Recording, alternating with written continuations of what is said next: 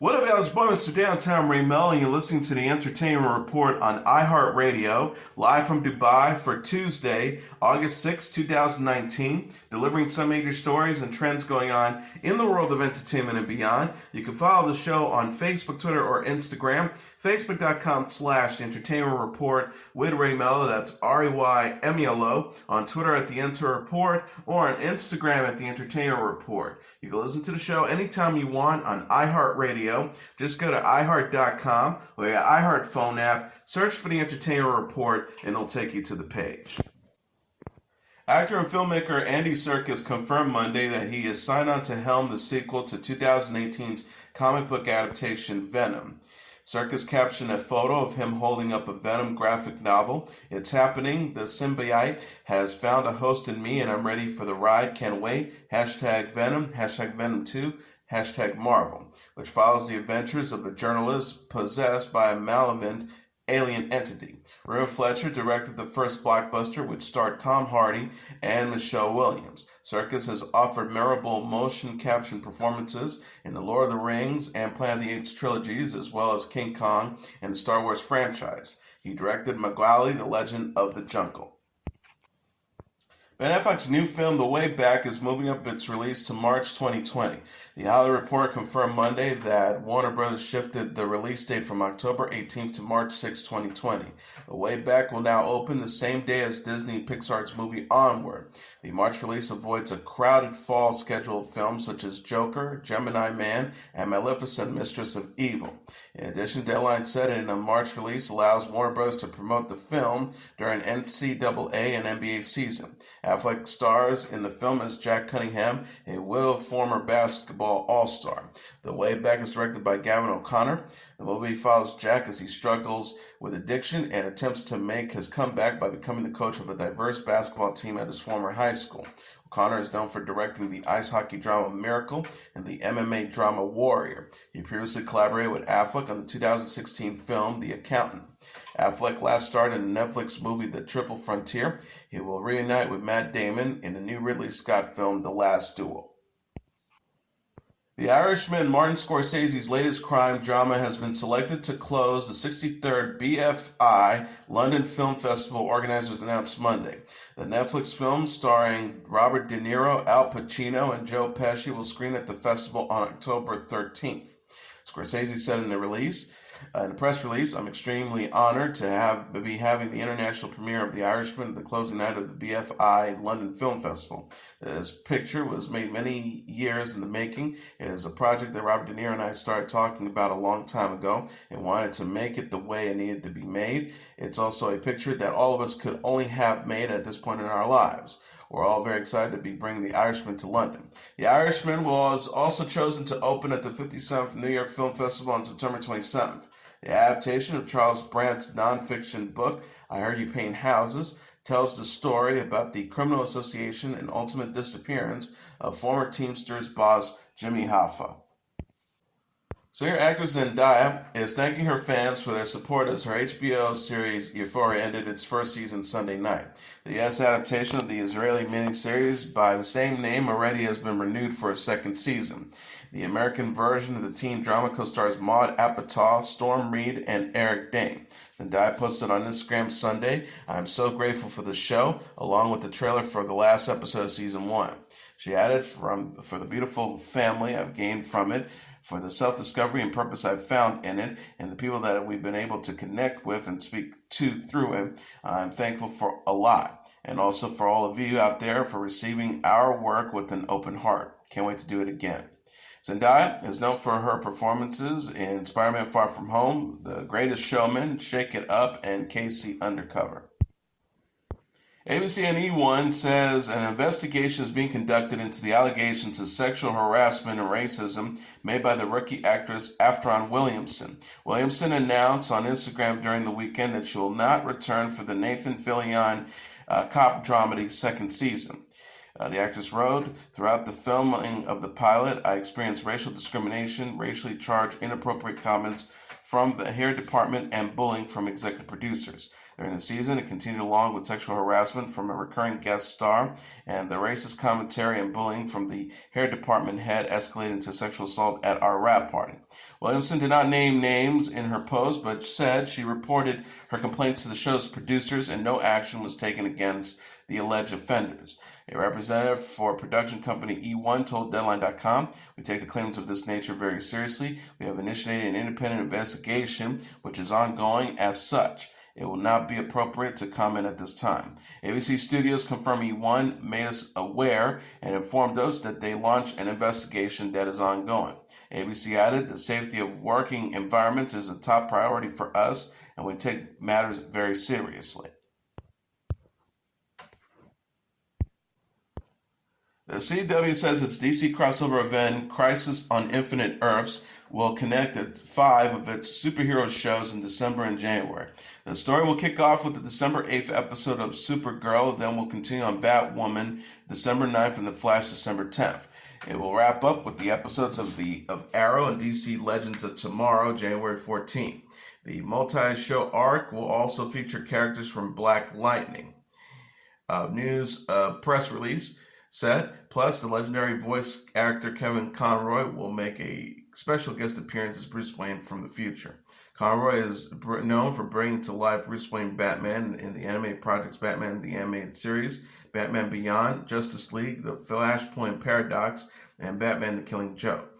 This season will be the first for Ruby Rose's Batwoman and the 8th and last for Stephen Amell's Arrow. Today host Jenna Bush Hager is a mom of 3. The 37-year-old television personality took to Instagram Monday after welcoming a son, Henry Hal Hager, with husband Henry Hager. Hager and her husband are also parents to 2 daughters, 6-year-old Margaret and 3-year-old Poppy. Hager shared a slideshow of family photos, including pictures with her parents, former President George W. Bush, and former First Lady Laura Bush. She captioned the post, "Welcome to the world, my darling Henry Hal Hager. Hal came into the world Friday, August 2nd, 2019. at 9:02 a.m., and our life has never been sweeter." Hager followed up by posting a series of photos with Henry, Margaret, Poppy, and baby Hal. She wrote, "And our world made even sweeter when our girls met their little baby brother." Dylan Dreyer, Katie Couric, Nora O'Donnell, and Elizabeth Chambers Hammers were among those to congratulate the couple in the comments. Dreyer wrote, "So happy for your beautiful family." O'Donnell added, "Congratulations to Jenna B. Hager and Henry. Welcome to the world, little guy."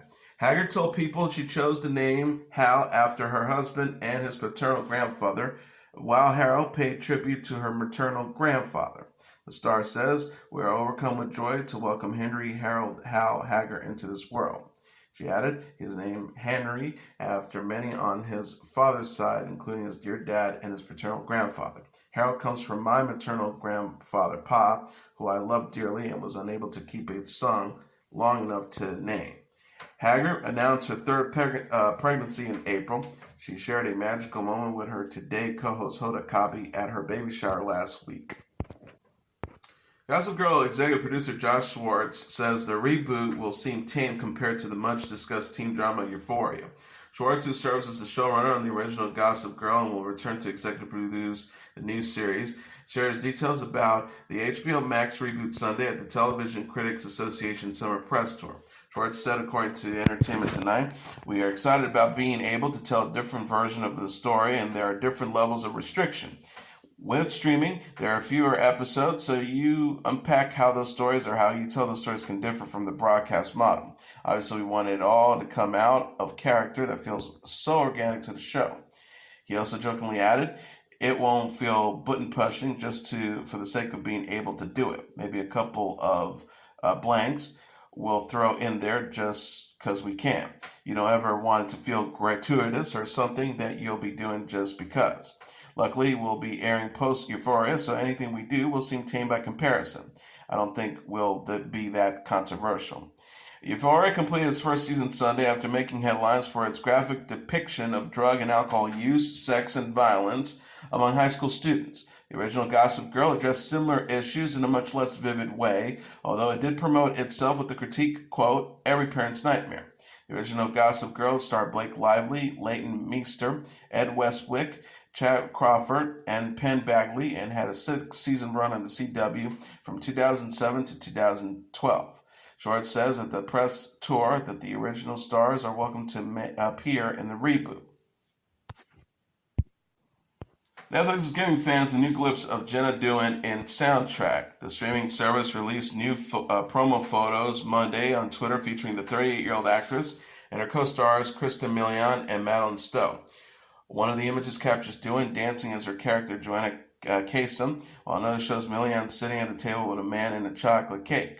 The caption reads, First Look Soundtrack, a 10-episode romantic musical series created by Anthologist starring Jenna Dewan, Christina Milian, and Madeline Stowe. Deadline says Netflix gave Soundtrack a Fox pilot, previously known as Mixtape, a 10-episode series order in July. The pilot was written by Quantico creator and former Smash showrunner Josh Safran and directed by Jesse Peretz. Soundtrack is a musical drama that co-stars Kaylee Hernandez. The male lead, played by Raul Castillo in the pilot, will be recast. Dewan is known for the dance movie Step Up. Her regular TV roles include Lucy Lane on Supergirl and Julian Booth on The Resident. Tyler Perry's new series, The Oval, has added Javon Johnson, Ptosha Storey, and 9 other series regulars. Deadline reported Monday that Johnson, Storey, Vaughn Hebron, Tisha Renee, Lodrick Collins, Sierra Payton, Taja V. Simpson, Walter Fauntleroy, Brad Benedict, Travis Cure, and Matthew Law have joined the new BET series. Johnson, Storey, and others joined previously announced stars Ed Quinn, Kieran Moore, Paige Hurd, and Daniel Ciro Henderson. The Oval follows the personal and professional lives of the first family and their staff in the White House. Johnson will play Richard Halson, an esteemed White House butler, with Storey as his wife, Nancy Halson. Hebron will portray Barry Halson, the son of Richard and Nancy, and a dad to a 4-year-old daughter. Storey confirmed her casting in an Instagram post Monday. She wrote, It's official. I'm proud and excited to finally announce my new series regulars role of Nancy Halson on the new BET series, The Oval, coming to you this fall. Get ready, get ready. God is, #grateful, #actors life, #series regular, #The Oval, #bet, #Tyler Perry, #Nancy Halson, #stay tuned. The Oval is written, directed, and executive produced by Perry. The show will have a 25-episode first season, and its principal photography is at Perry's studio in Atlanta, Georgia. Melo voice star Auli'i Cravalho is set to play the titular heroine in ABC's live staging of The Little Mermaid. The show is to air under the Wonderful World of Disney Presents programming banner on November 5th. Queen Latifah is set to play the evil witch Ursula, and Shaggy will lend his voice to Sebastian, the know-it-all crab. Additional cast announcements will be made at a later date, ABC said in a press release Monday. This project is separate from Disney's planned live-action big-screen remake of the 1989 animated movie. The theatrical film will star Halle Bailey as Ariel, the courageous mermaid who falls in love with a human. The season 7 premiere of the sitcom The Goldbergs will pay tribute to the 1983 comedy movie National Lampoon's Vacation. Vacation castmates Anthony Michael Hall and Christie Brinkley will guest star in the episode, which is set to air on September 25th. The film also co-starred Chevy Chase and John Candy. The synopsis of the Goldbergs episode says, Beverly insists the family take a road trip to go on vacation to Disneyland in Anaheim, California, before Erica and Barry go off to college. But like in the film, things do not go as planned as they travel across the country. Meanwhile, Erica worries more and more about her relationship with Jeff, while he teases we need to talk and won't tell her anything until the family returns to their adventure. The Goldbergs star Wendy McClendon-Covey, Patton Oswalt, Sean Girambroni, Troy Gentile, Haley Orantia, Sam Lerner, George Siegel, and Jeff Garlin. The show, which is set in the 1980s, previously has honored other movies of that era, such as Spaceballs, Return of the Jedi, Ferris Bueller's Day Off, Weird Science, and A Nightmare on Elm Street. Late-night TV host Stephen Colbert and Trevor Noah and actress and comedian Jenny Slate will perform at the 2019 New York Comedy Festival. Event organizers announced the lineup for the 16th annual festival Monday on Twitter.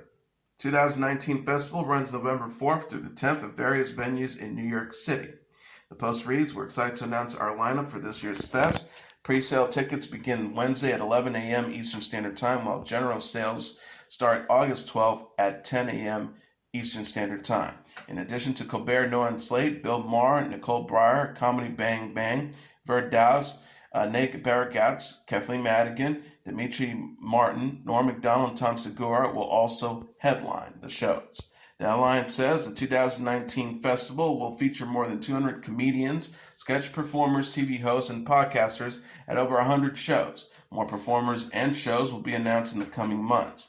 Festival founder Caroline Hirsch says, "As we mark 16 years of the New York Comedy Festival, we celebrate the varied and diverse talent, both up-and-coming and established stars, who continue to come out to put on a great show each and every year." She added, "We are always supported and championing those in the industry, and we're excited to continue to bring the very best comedic talent to entertain the fans this November." The 2019 festival is partnering with the Female Quotient, aka the FQ, a woman-owned business dedicated to advancing quality in the workplace. The FQ will promote female representation in comedy with the pop-up experience.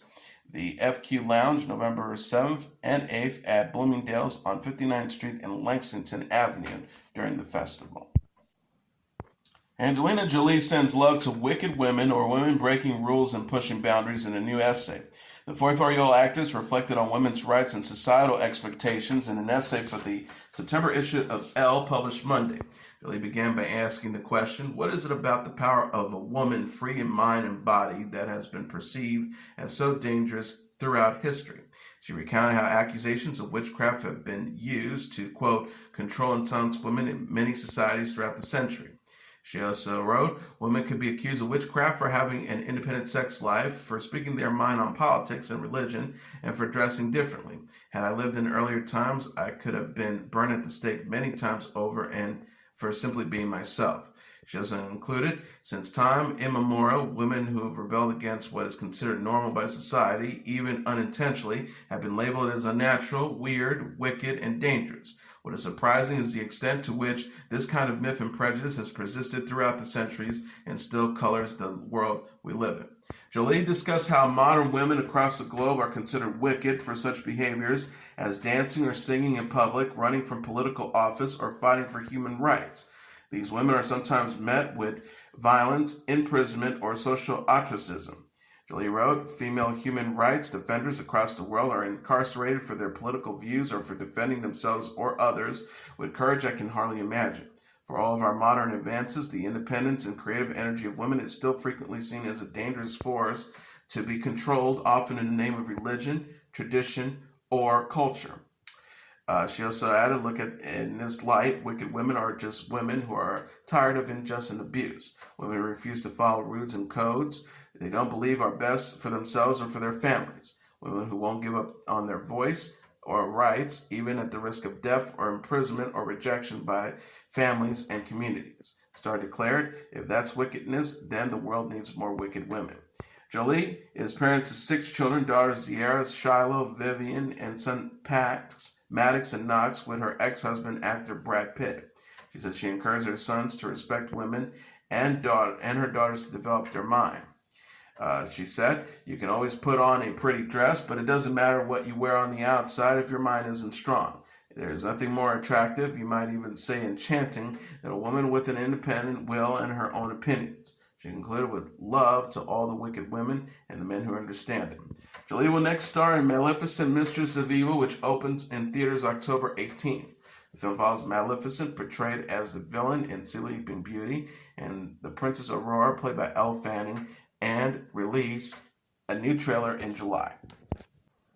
Longtime friends Jennie Garth and Tori Spelling will launch a new live talk show tour, Jennie Garth and Tori Spelling Live, A Night to Remember. People confirmed Monday the former Beverly Hills 90210 co-stars will bring their new interactive shows to city across the U.S. in November. Jennie Garth and Tori Spelling Live promises to be the ultimate girls' night. The show kicks off November 11th in Milwaukee, Wisconsin, and come to a close November 24th in Medford, Massachusetts.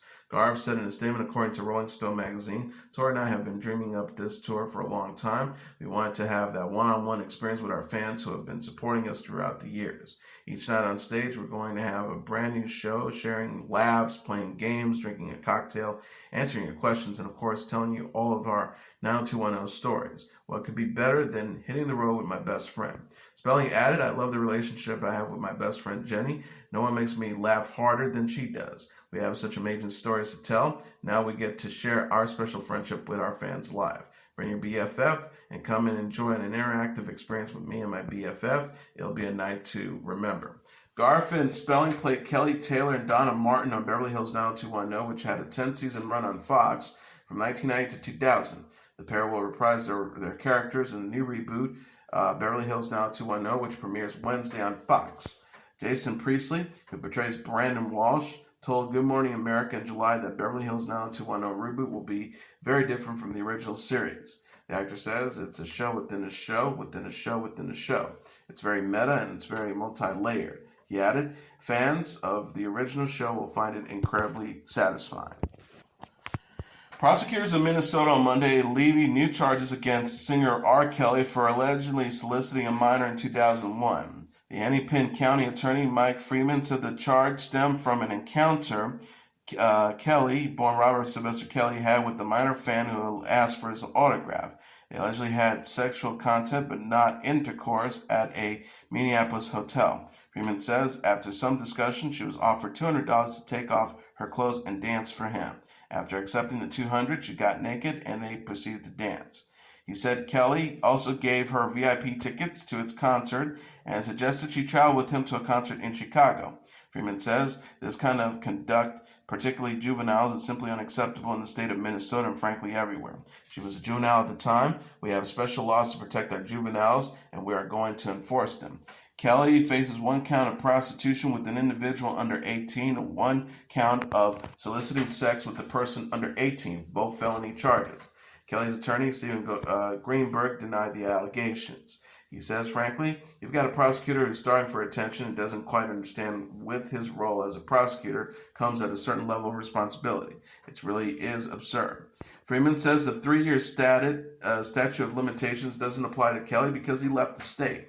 Kelly's being held without bond in New York City after pleading not guilty to charges. He had sexual relations with 3 girls under age 18, hiding a sexually transmitted disease, and producing child pornography.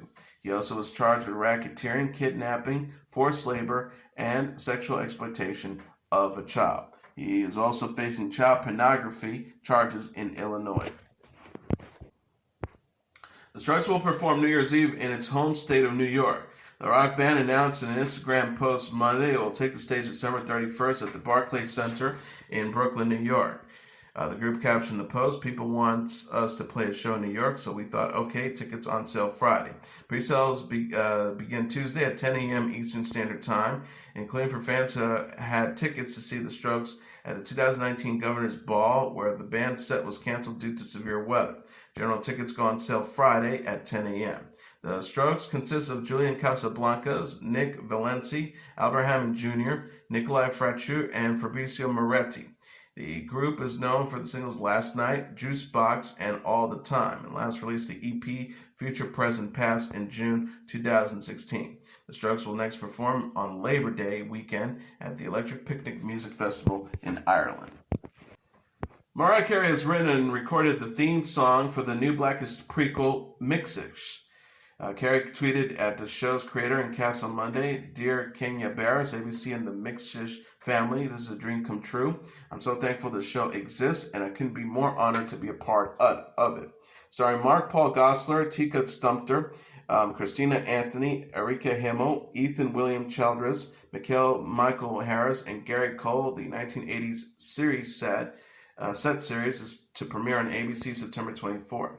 It follows the early years of Rainbow Johnson, the character played on Blackish by Tracy Ellis Ross, as she grows up in a mixed-race family. That is your entertainment report for Tuesday, August 6, 2019. I'm your host, Mr. Downtown Ray Melo.